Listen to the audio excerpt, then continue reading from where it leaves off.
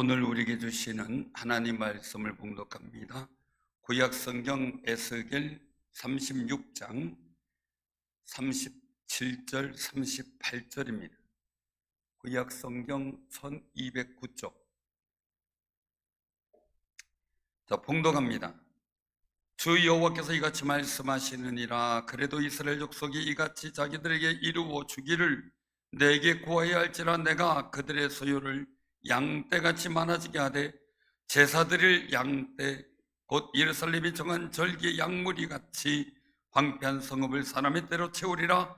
그리한즉 그들이 나를 여호와인 줄 알리라 하셨느니라. 아멘. 무더위가 벌컥 꼈죠. 가을을 기대하게 되죠. 가을이 되면 먹을 게 풍성하겠죠. 이 풍성한 결실을 우리에게 늘 주시는 하나님께 찬양과 영광을 올리시기를 바랍니다. 또한 우리가 함께 이렇게 예배드릴 수 있음이 얼마나 감사하고 즐거운지 모릅니다. 오늘 이 본문 말씀 속에 일들 속에 같이 은혜를 나누는데요, 에스겔서 오늘 36장을 봉독해 드렸는데 35장에 보면 이방인의 대표인 에돔이 저주받을 것에 대한 하나님의 징계와 그리고 또한 징벌이 있을 것에 대한 예언에 이어서 이 본문 에스겔 36장이 이루어지게 되는데요, 이 속에서 이스라엘 옛 영토는 재건이 돼요. 그리고 하나님의 백성으로서의 지위가 회복이 됩니다. 그리고 이스라엘을 향한 회복과 번영의 예언의 메시지가 선포되고 있는 거죠. 이 속에서 중요한 게 뭐냐면 하나님께서 세계적 역사에 관여하고 주관하시는 그 사역을 하고 계시는 것을 보여주고 있습니다. 이스라엘 민족이 바벨론 포로로 잡혀간 후 이스라엘 땅은 농사하지 못할 정도로 황폐해집니다. 성읍은 무너졌습니다. 왜? 경작하고 지킬 사람들이 없었기 때문이죠. 그런데 하나님께서 이스라엘 무너진 성읍을 다시 세우고 에덴 동산처럼 만들어 살 수 있게 하겠다는 회복을 약속하셔요. 얼마나 귀한 건지 모르죠. 이스라엘은 하나님 앞에 범죄하고 그 범죄 값으로 에돔 족속에게 땅을 빼앗기기도 하고 유리하고 방황하고 처참하게 살아가는 상황인데도 불구하고 하나님은 다시 이스라엘 백성을 돌아보시고 포로로 잡혀가지만 다시 귀환하겠다는 그 뜻을 선자 에스겔을 통해 다시 한번 예언하시고 회복하시는 역사를 보게 됩니다. 범죄한 이스라엘이지만 하나님께서 택하신 백성은 버리실 수 없다는 겁니다. 그래서 죄를 용서하셔서 정결케 하는 날에 무너진 성읍을 또 성벽을 쌓고 사람들이 거주하도록 건축하게 하겠다는 거죠. 또 황폐한 땅을 다시 경작해서 곡식 열매를 얻을 수 있는 에덴 동산 같이 된다는 희망을 말씀하셔요. 희망이라는 게 얼마나 좋아요. 만약에 요즘같이 더운 여름이 1년 내내 있다면 저는 아마 힘들 거예요. 여름하고 별로 안 친해요. 안 친하다 보니까 빨리 여름이 가고 가을이 왔으면 하는 그래도 소망이 있어서 살아요. 근데 이런 날이 1년 내내 진행된다, 이건 참 어려운 거죠. 그래서 간혹가다 감사해요. 하나님 저를 사계절이 있는 곳에 태어나게 하셔서 정말 겨울에 여름을 보게 하시고 여름에 가을을 보게 하시니 감사합니다 하고 말입니다. 사랑하는 성도님들, 정말 우리가 기억할 것은요, 그렇게 하나님께서 회복하게 될 때 희망이라는 게 있어요. 하나님께서 회복하신다는 희망. 여러분들에게도 기도하다, 말씀 듣다, 예배드리다 그런 희망을 발견하는 역사가 있기를 바랍니다. 그런 희망이 있을 때, 또한 그 희망의 역사가 이루어질 때 나타난 일이 뭡니까? 이방 사람들이 얘기를 하는 겁니다. 여호와께서 무너진 것을 건축하며 황무한 자리에 심을 줄을 알게 되었다. 즉 이스라엘 민족을 포로에서 귀환해서 그 거룩한 예루살렘을 다시 회복시켜 그 자리에 서게 한다는 그 사실을 깨닫게 됐다는 거예요. 소망합니다. 어떤 소망입니까? 하나님이 우리와 함께 계시다는 증거가 나타내 보이기를 소망합니다. 제가 늘상 생각하는 것은 저를 통해 저 자신이 또 제 자녀가 그리고 우리 교인들이 저를 아는 사람들이 하나님의 기적을 보게 하옵소서. 늘 기도를 합니다. 그렇게 되길 소원하고 말이죠. 정말 하나님의 거룩한 역사가 이루어졌을 때, 하나님이 저렇게 하셨구나. 이런 감동의 단사가 나온다고 얼마나 좋겠습니까? 우리 교회를 통해서 그런 일을 역사하셨고, 우리 사랑하는 성도님들 통해서 하나님, 정말 여호와는 살아계시다, 우리를 사랑하시는구나 하는 거룩한 역사가 많이 느껴지고 체험될 수 있게 하심을 하나님께 영광 돌리시기를 바랍니다. 이 예루살렘 남유다의 회복을 말씀하시면서 나 여호와가 말하였으니 이루리라 라고 선언해요. 하나님은 말씀하신 대로 이루어져요. 우리 아버지는, 우리 엄마는 말씀한 대로 되나요?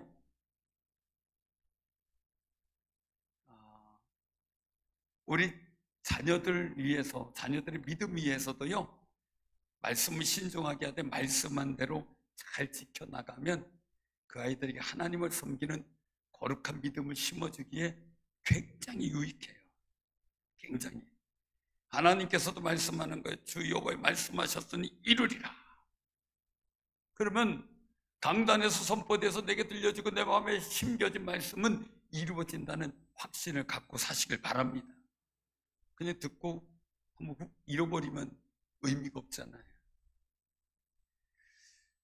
여호와 하나님의 말씀하신 대로 성실하게, 진실하게 성취하시는 하나님, 그 하나님의 말씀은 영원 불멸이라는 거죠. 1.1에게는 세상이 없어질지언정 그 말씀이 하나도 땅에 떨어져 이루지 않는 것이 없다 그랬습니다. 반드시 이룬다고 했어요. 사람들은 말해놓고 잊어버리고 바뀌기도 하죠. 물어볼게요. 다음에 한번 밥 한 끼 먹자, 그 약속 얼마나 했어요 지금까지?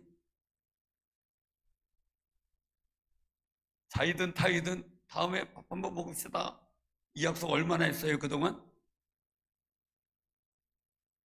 자, 많이 지켰어요? 조금 지켰어요? 이 약속 엄청 많이 했어요. 저도 그래요. 저도. 그래서 다음에 꼭 식사해야지 그래도 잃어버리는 경우가 참 많이 있어요. 사람은 말해놓고 잊어버려요.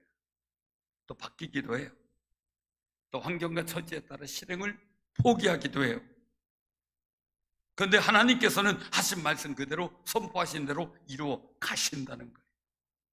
할렐루야. 그러니 아들 예수까지 이 땅에 보내주신 거죠. 그렇게 전능하시고 신실하신 하나님께서 오늘 본문 말씀을 통해 우리에게 중대한 말씀을 주고 계셔요. 어떤 말씀이냐라는 거예요. 오늘 37절 한번 봉독하시기 바랍니다. 37절, 이루어지기를 내게 구해야 할지라. 거기까지요. 주 여호와께서 이같이 말씀하셨느니라. 그래도 이스라엘 족속이 이같이 자기들에게 이루어 주기를 내게 구하여야 할지라. 아멘. 그래도 이스라엘 족속이 이같이, 즉 하나님께서 예언하신 말씀대로 이루어지기를 내게 구하여야 할지라. 그래도 라는 말, 하나님의 말씀이 성취되는 조건이라는 거예요. 조건이 필요하다는 거예요. 그 조건은 그대로 이루어지길 사모하면서 기도하라는 거죠. 하나님께서 선지자를 통해 예언하신 말씀을 자기들에게 이루어지기를 구하라는 거예요. 자녀들 키워보고 사람들 만나보고 말지만 한마디 말을 했는데 서로 잃어버리면 끝이에요. 그죠? 근데 저는 며칠 전에 밥 먹자 그랬잖아요. 빨리 밥 먹어요. 그것도 찍고 있다가 언제 먹을래요? 자꾸 그러면 어떻게 돼요? 결국 먹게 돼요. 결국 먹게 돼요. 우리가 하나님 앞에 간구하면 그 말씀 이루어 주옵소서.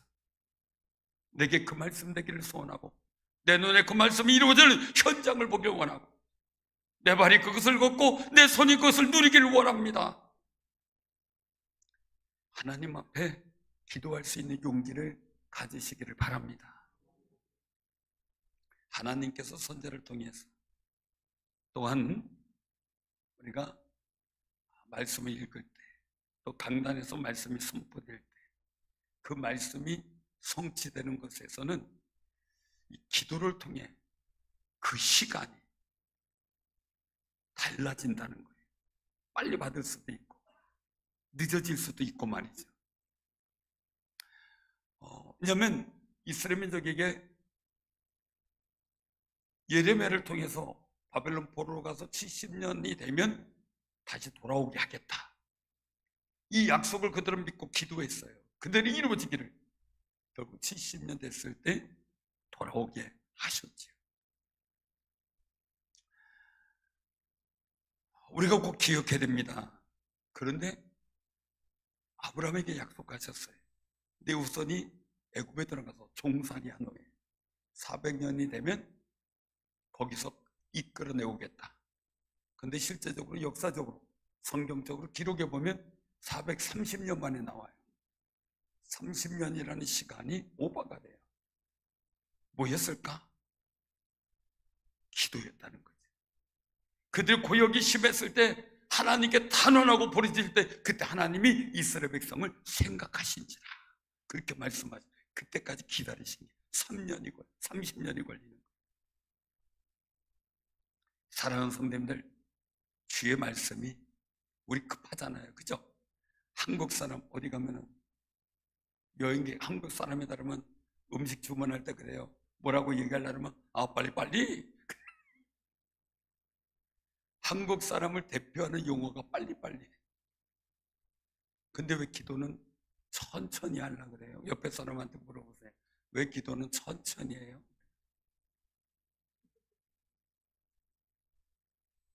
그렇죠? 다른 건 다 빨리빨리 하면서. 절대 짜장면 집에 가서 빨리 달라고 하지 말래요. 빨리 달려면 손해래요. 그 이유는 얘기 안 할게요. 그 이유는 얘기 안 할게요.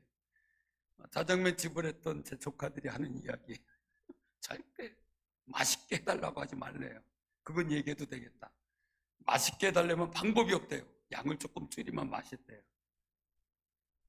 풍성하면 너무 많이 먹어서 맛이 없고. 그게 방법이래요. 빨리빨리 기도에 말씀에 민감해서 그 말씀 붙잡고 기도에 매달려 응답받는 역사가 있길 바랍니다. 이스라엘을 향하여 말씀하시던 그 하나님께서 오늘날 우리를 향해서도 말씀한다는 거죠. 이스라엘의 남유다가 바벨론에 망해가기 이전에 하나님은 예레미야 선지자를 통해서 바벨론에서 70년 포로 생활 후 다시 돌아오게 하겠다라는 말씀을 알렸어요.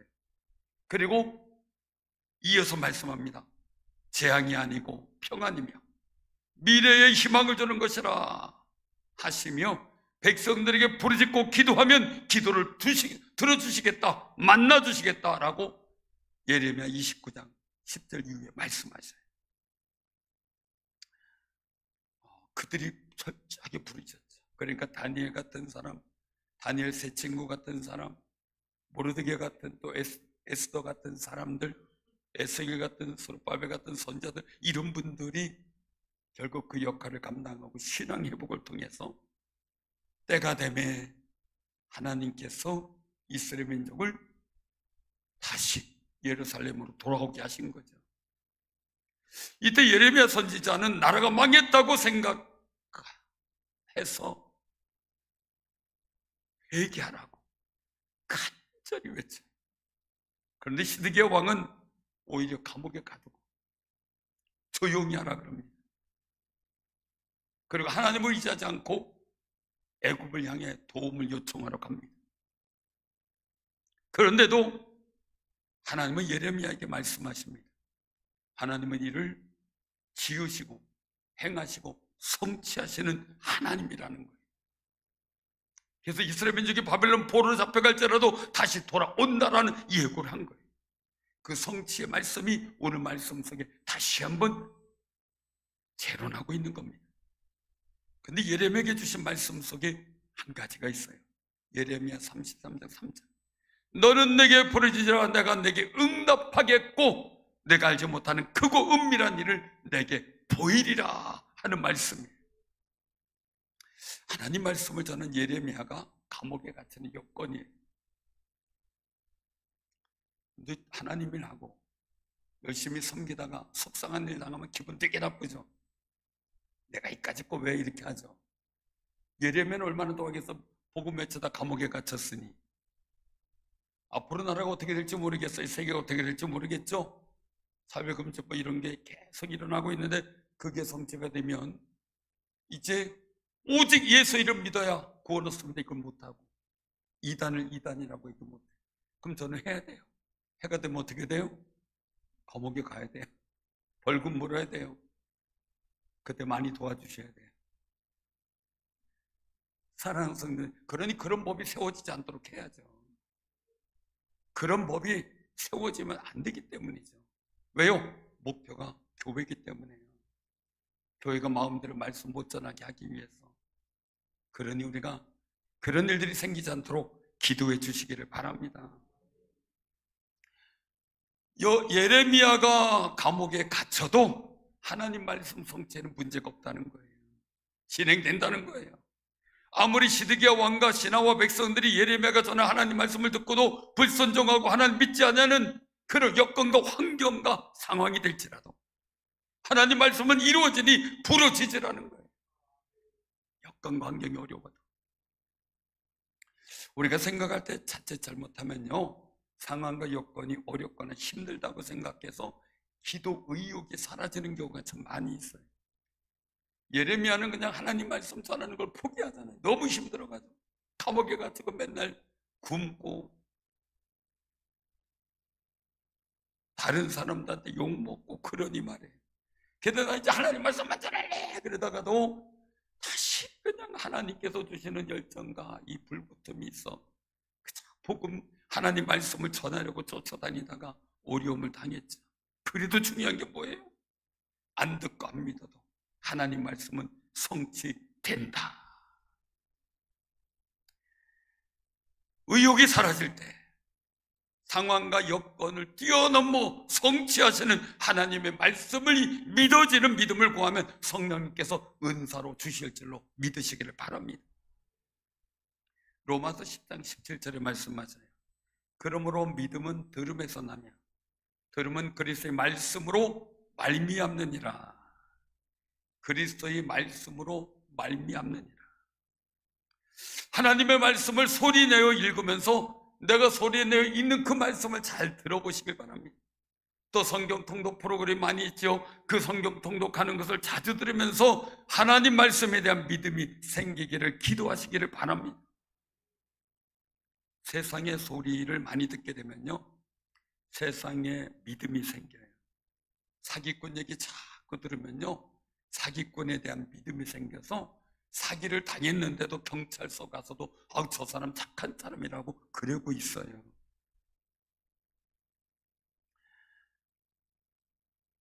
세상에 믿음이 생기면 영적 믿음의 장애를 일으키게 되고 의심의 마귀가 찾아오고 이단들이 접하여 미혹의 마귀가 찾아옵니다.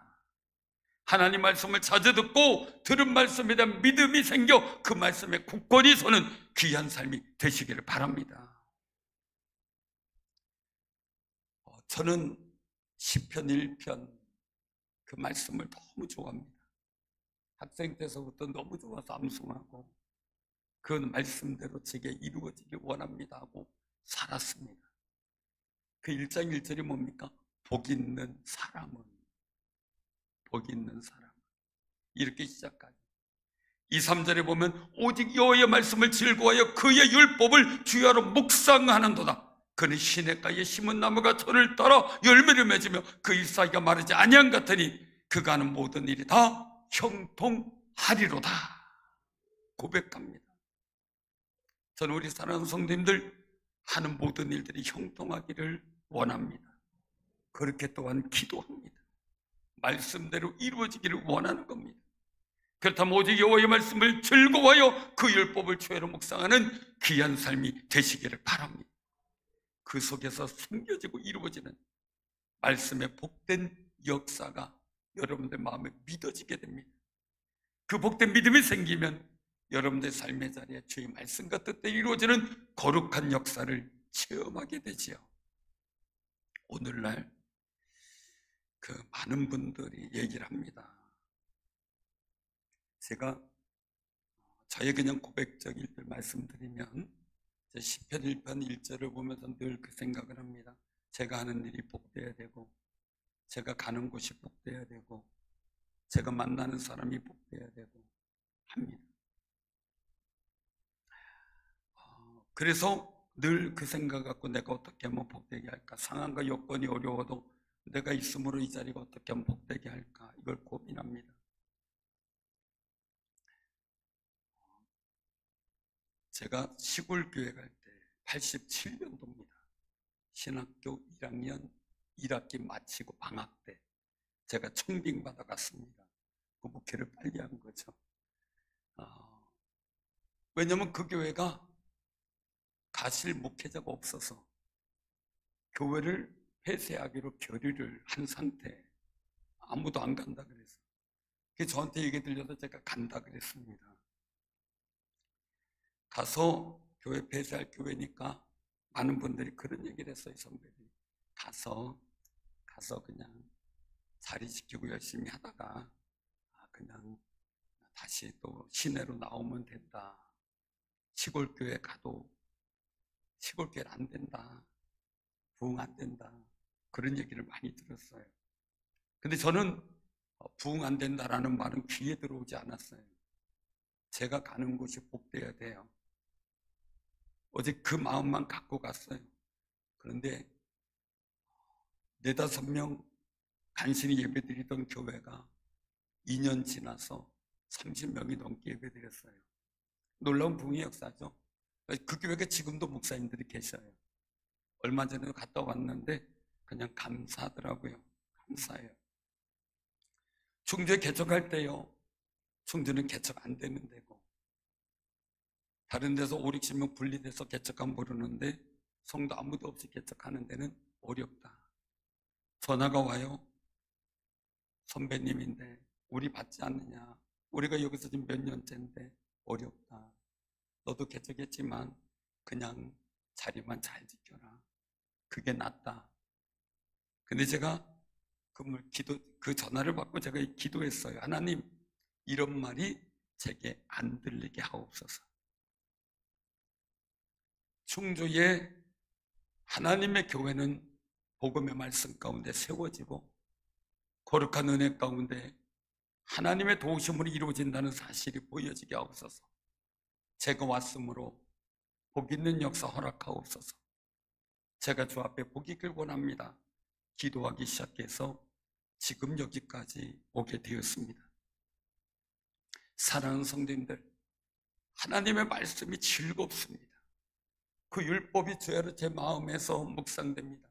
저에게 묻습니다. 언제 저에게 성경을 묵상하고 있습니까? 늘 합니다. 그렇게 말합니다. 어디 가든지 말씀 한 절 갖고 늘상 생각합니다. 저는 성경에 밑줄을 긋지 않습니다.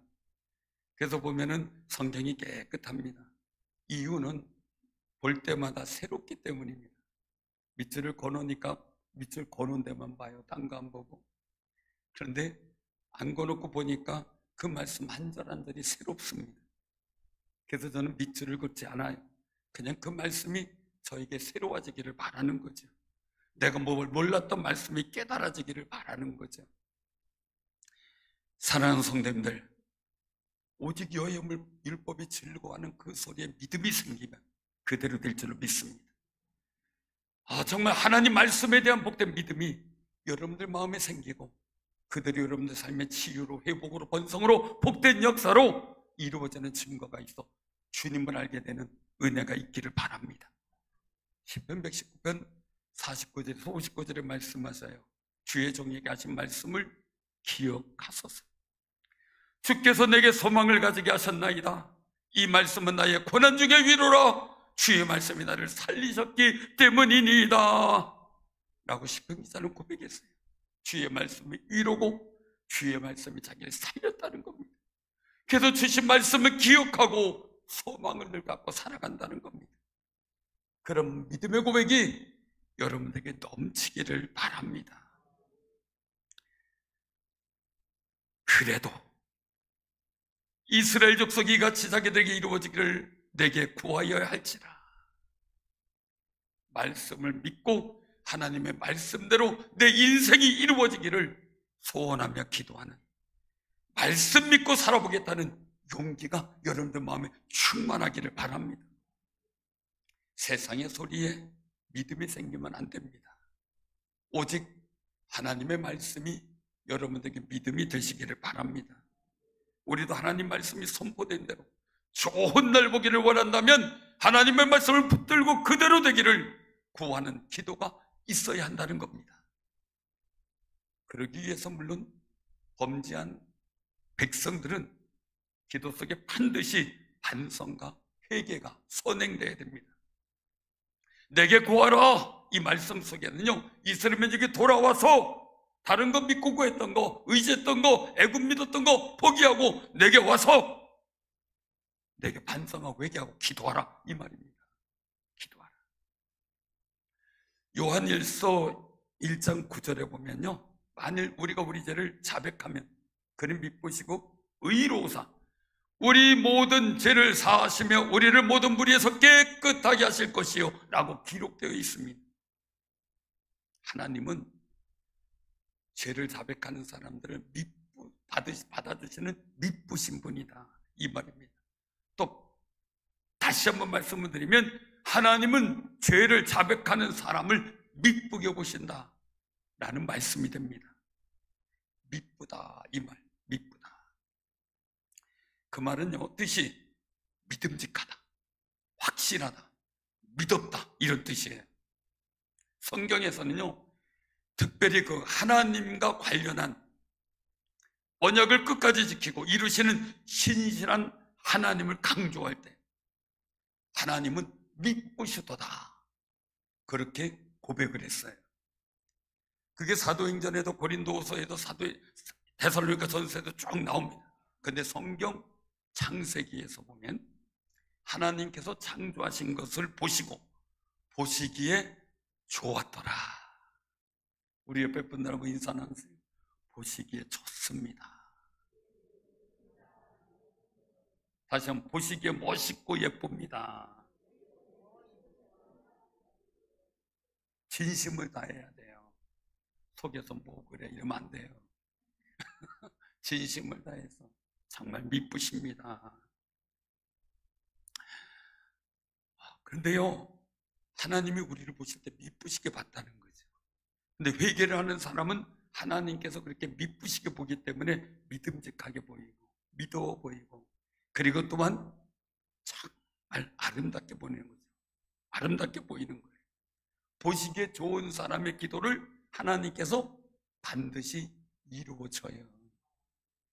여러분들 자녀들이 3-4명 있다 그래 봐요. 한두 명 있어도요, 어느 때 얘기를 잘 들어줘요? 미뻐 보일 때. 그렇죠? 자녀들 2명이 있을 때 1명 와서 엄마 이거 해주면 안 돼, 그럼 해줄게 이러다가 누가 또 딴 아이가 와서 엄마 이거 해주면 네가 알아서 해 이러잖아요. 상황이 그렇죠. 보기에 좋은 사람, 영적으로 하나님 보시기에 미쁘신 사람, 진심으로 하나님께 돌아와 회개하는 사람이에요. 하나님 앞에 미쁘신 분들이 되기를 바랍니다. 본문을 통해서 우리는 말씀대로 이루어진 하나님을 보게 돼요. 사람은 말한 대로 이루지 못하지만 하나님께서는 반드시 이루신다는 거예요.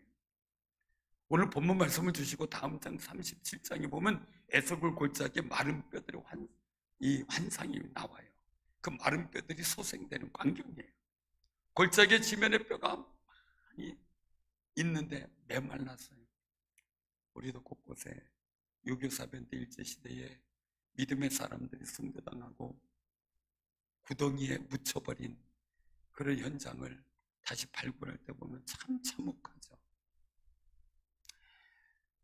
그런데 에스겔에게 물어요. 인자야, 이 뼈들이 능히 살 수 있겠느냐? 아니, 뼈가 다 말랐어요. 생기도 없고 아무 흔적도 없어요. 탈골이 돼서 말이죠. 근데 그게 어떻게 살아난다고 봐요? 에스겔이 곤란해요. 살아난다고 하니 무식하거나 맹목적, 환상적 신앙이라고 하겠지. 또 살아난다고, 살아나지 못한다고 하자니 하나님의 능력을 믿지 못하는 불신의 사람이 되겠지. 그래서 대답합니다. 주 여호와여, 주께서 아시나이다. 그런데 하나님은 에스겔에게 말해요.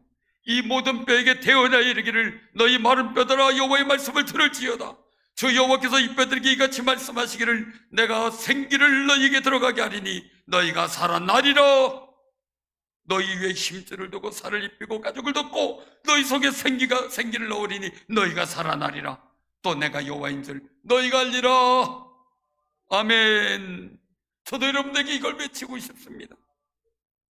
이 나라와 이 교회와 민족을 위해 외치고 싶습니다. 실패와 무기력에 빠져서 복음의 능력을 잃어버리면 어떻게 됩니까? 소금이 제맛을 잃어버려 밖에 버려진다고 했습니다. 무기력하게 된 주의 종들, 저를 비롯해서 주의 종들, 평신도 사역자들, 모든 교우들에게 외치고 싶습니다. 오늘 말씀 그대로 말이죠. 너희 마른 뼈들아 여호와의 말씀을 들을지어다. 내가 생기를 너희에게 들어가게 하리니 너희가 살아나리라. 그 역사가 여러분들 마음에 충만히 이루어지기를 바랍니다. 에스겔이 이 명령에 따라 선포합니다. 대언합니다. 그러자 소리가 확 움직이고 이 뼈 저 뼈가 탁탁 들이맞습니다. 마치 자석이 붙듯이 말입니다. 거기에 힘줄이 생깁니다. 살이 오릅니다. 그 위에 가죽이 덮습니다. 그런데 그 속에 생기가 없습니다. 영이 없다는 이야기. 하나님은 에스겔에게 생기에 대해서 대언합니다. 주 여호와께서 이같이 말씀하시기를 생기야 사방에서부터 와서 이 죽음을 당한 자들에게 불어서 살아나게 하라.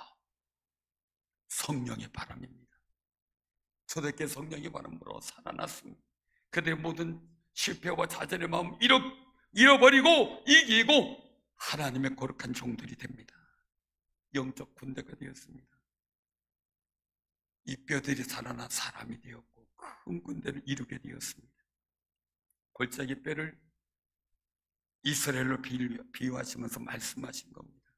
하나님께서 오늘날 우리에게도 말씀하고 계십니다. 그런데 하나님 말씀을 듣는데 왜 우리는 안 살아납니까? 우리의 부족함이겠죠. 그러나 주의 말씀이 들릴 때 여러분들의 모든 낙담과 절망이 사라지고 다시 한번 생기가 돋는 놀라운 영적 저력이 생겨나기를 바랍니다. 우리 민족이 한국교회가 마른 뼈같이 생기를 잃어버렸습니다. 왜 그렇습니까? 생기 말씀과 성령의 능력을 잃어버렸습니다. 복음의 자부심을 잃어버렸습니다. 복음의 거룩한 은혜를 잃어버렸습니다. 우리가 잃어버리지 않고 주 앞에 설 수 있는 귀한 삶이 되시기를 바랍니다. 강단에선 소명의식을 일깨워주지 못합니다. 저도 회개를 많이 합니다. 어릴 때, 학생 때, 이럴 때 부흥 강사님, 주의 종들이 예수 믿고 천국 가자는 말씀도 하셨지만 주의 종이 될 사람하고 일어나면 서로 일어나고 결단했고 그들이 신학교를 향해 갔습니다. 우리 중저상일교 어린이들과 청소년들에게 하나님 부르시는 소명을 받고 들은 사람들이 많이 나와서 주의 종도 되고 평신도 사역자도 되고 나라를 복되게 하는 아름다운 지도자들이 많이 생기기를 소원하며 기도해 주시기를 바랍니다. 그런 마른 뼈와 같은 우리 민족, 교회, 성도 자녀들이 생기를 얻어서 하나님 은혜 가운데 거룩한 역사가 일어날 은혜가 임할 줄로 믿으시기를 바랍니다. 요즘 신학교가 위기입니다. 주의 종을 소명을 받은 분들이 많이 없다는 이야기죠. 그래서 신학생 수가 줄어듭니다. 지금 현재 인구보다 훨씬 현저하게 적었을 때도 신학교에 신학생들은 많았습니다. 그런데 소명을 일깨우지 못하니까 어릴 때는 모르다가 50살, 60살 돼가지고 내가 소명이 있었는데 차일피일 미루다가 깨닫지 못하다 이제 깨닫고 왔나이다 그러고 신학교 들어옵니다. 심지어 어떤 분이 67세에 신학을 배우겠다고 들어왔어요. 배우다 끝나죠. 안타까운 거죠. 만약에 그분들이 어렸을 때 소명의식을 깨닫고 하나님의 그 은혜를 알았다. 지금이라도 깨닫고 오는 게 감사하지만 더 젊었을 때, 더 어릴 때 알았다면, 사무엘처럼 못된 신앙으로부터 부모의 소원에 이루어져서 하나님 앞에 쓰임받는 믿음의 지도자가 되었다면 얼마나 더 기뻤을까? 얼마나 기뻤을까? 이 나라의 민족을 향한 생기 있는 말씀이 선포되고, 그리고 성령의 운행이 일어나는 예배와 교회 되기를 소원하며 기도해 주시기를 바랍니다. 한국 사람은 기도를 많이 하는 민족이래요. 새벽 기도회, 심야 기도회, 철야 기도회, 작정 기도회, 40일 기도회 막 그냥 하죠. 근데 기도할 때 뭡니까? 내가 가진 것에 대해서만 기도하지 마시고 하나님의 뜻이라면 기도하세요. 하나님의 말씀이라면 기도하세요. 그대로 되기를 말이죠. 우리가 하나님의 뜻을 안다면 더 열심히 기도해야 돼요. 교육관이 세워지는 게 하나님의 뜻이라면 더 열심히 기도해야 돼요. 하나님이 우리에게 응답하시는데 기도라는 방편을 통해서 응답하시기 때문이죠. 주전 586년 예루살렘 명합니다. 70년 만에 돌아오는 게 하나님의 뜻이었습니다. 그래도 기도하라는 겁니다. 그게 오늘 읽은 이 에스겔에 있는 거룩한 말씀입니다. 우리는 하나님의 뜻인 것을 알지만 하나님의 뜻이 나에게, 우리 가정에, 우리 교회에 정확하게 이루어지길 위해서 기도하는 아름다운 삶이 되시기를 바랍니다. 내 인생이 잘 됐다면 더 기도해야 됩니다. 행복하면 행복한 만큼 더 기도하되, 먼저 나를 위해서가 아니라 교회를 위해서, 주의 정도를 위해서, 한국교회를 위해서, 이웃을 위해서, 가족의 복음 전파를 위해서 기도하는 귀한 삶이 되시길 바랍니다. 시편 120편 2절 9절에 말씀합니다. 예루살렘을 위하여 평안을 구하라. 예루살렘을 사랑하는 자는 형통하리로다. 기도의 결론은 뭡니까?